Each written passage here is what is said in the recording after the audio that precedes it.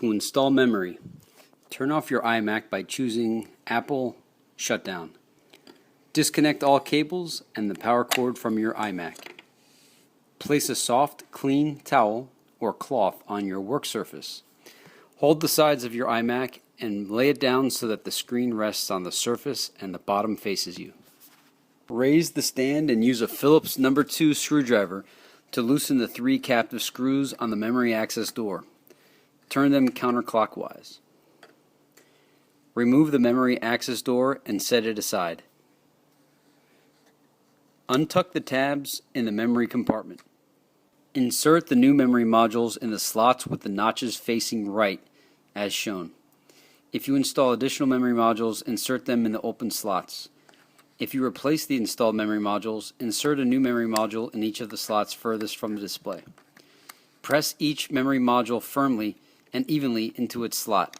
You'll hear a slight click when the memory module is seated correctly. Tuck the tabs into the memory compartment. Replace the memory access door and tighten the 3 captive screws with a Phillips No. 2 screwdriver. Warning: remember to replace the memory access door after you install memory. Your iMac won't function properly without the memory access door. Hold your iMac by its sides and return it to a standing position. Then reconnect the cables and power cord. Press the power button on the back of your iMac to turn it on. Making sure your iMac recognizes the new memory. After installing memory, make sure your iMac recognizes the new memory.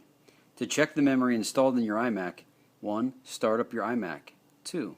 When you see the Mac OS X desktop, choose the Apple key and then About this Mac.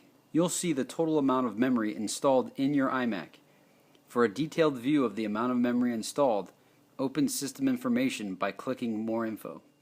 If the memory you installed doesn't meet specifications, your iMac will sound 3 tones every 5 seconds. If this happens, shut down your iMac and check the installation instructions again to make sure that the memory is compatible with your iMac and that it's installed correctly. If you still have problems, remove the memory and consult the support information that came with the memory or contact the vendor who provided the memory.